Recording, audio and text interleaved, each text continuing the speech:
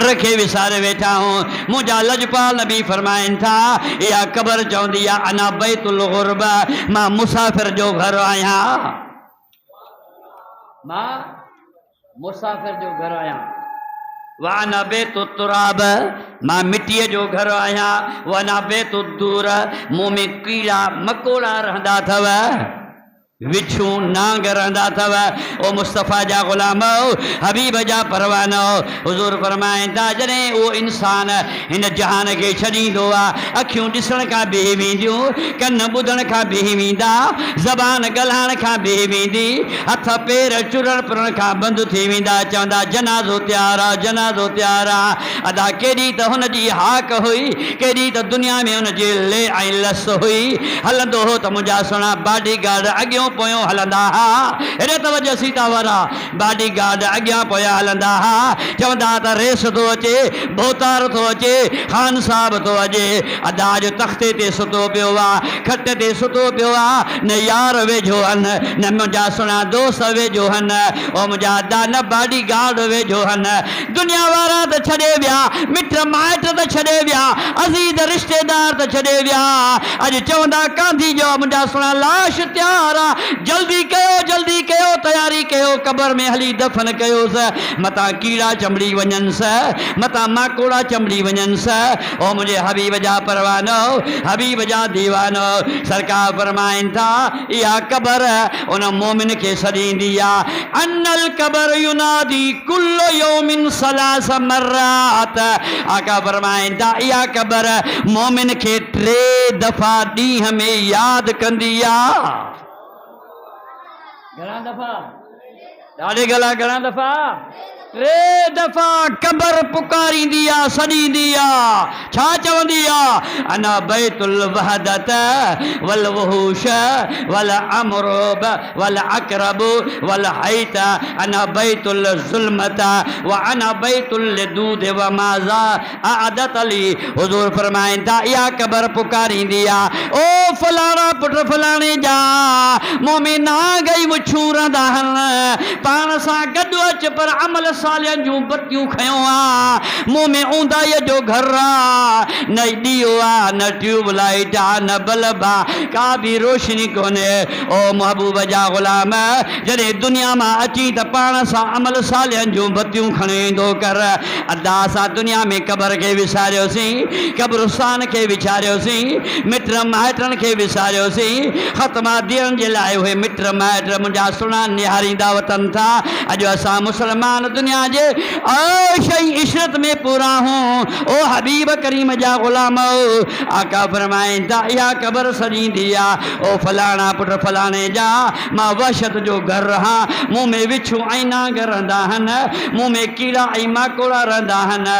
ओ अचण वारा पाण सां गॾु अमल सालियन जूं बत्तियूं खयो आहे। हबीब करीम जा गुलाम जंहिं वक़्त में कबर में मैयत खे लाहींदा देर कंदा कोन, चंदा जल्दी कयो, जल्दी कयो, कबर में लटियोसि।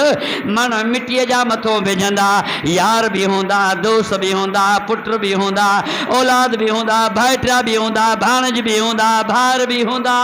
ओ जंहिं वक़्त में कबर खां मथां मिट्टी वझी करे लटींदा, आका फरमाइनि था जॾहिं उहे कांधी कुल्हे वारा हाणे जॾहिं उन जी कबर तयारु करे हलंदा आहिनि, हुजूर फरमाइनि था इन्नल अबद इज़ा वुडिअ फी कबरी वतवल्ला अन्हु असहाबुहु इन्नहु यस्मउ करअ निआलुहुम। मुंहिंजा लजपाल नबी, मुंहिंजा सुहिणा नबी फरमाइनि था जॾहिं कांधी कबर में मैयत खे दफ़न करे मोटंदा आहिनि त कबर वारो उन कांधियुनि जे पेरनि जो खड़को कबर में ॿुधंदो आहे।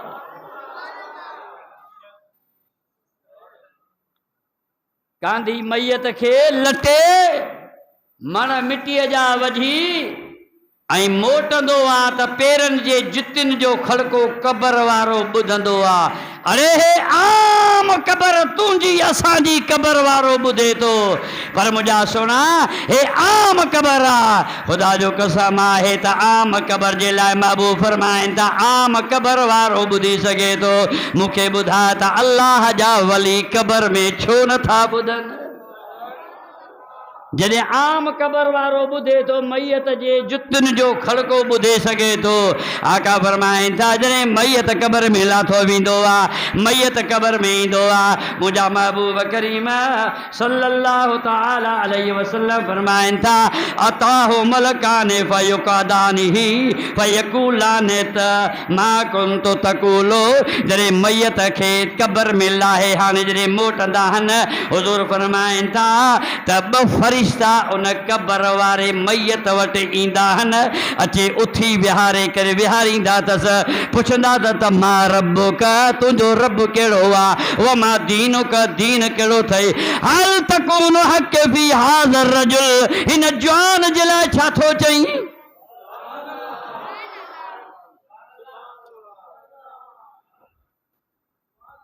टे सवाल कंदा क़बर वारे खां। घणा सवाल? अॼु असां मुस्लमान क़बर खे विसारे छॾियो आहे, तॾहिं त निमाज़ूं कोन था पढ़ूं, ख़ुदा जो ज़िक्र वणे कोन थो, ख़ुदा जी घर की यादगिरी कान्हे, न क़ुरान न ज़िक्र न अज़कार न तस्बीह न तालील, कॾहिं त पूरी कान्हे, कर्ज़नि जे मथां कर्ज़, कर्ज़नि जे मथां कर्ज़, बीमारियुनि जे मथां बीमार, बीमारियुनि जे मथां बीमार। ओ मुंहिंजा सुणा, मुंहिंजा महबूब था फरमाइनि 40 ॾींहं बा जमायत निमाज अदा कर। हुजूर फरमाए था तुझी मुसीबतूं ख़ुदा दूर फरमाए, तुझा कर्ज मर्ज ख़ुदा ताला तुझा दूर करे। 5 वक्त निमाज पर बा जमायत सां पढ़ंदो कर, तकबीर ऊला सां पढ़ंदो कर। लजपाल नबी दा फरमाइनि त अल्लाह ताला तुझा दर्द मर्ज सब ख़त्म करे छॾींदो। दुरूद मुंहिंजे साईं जे मथां सल्ले अला।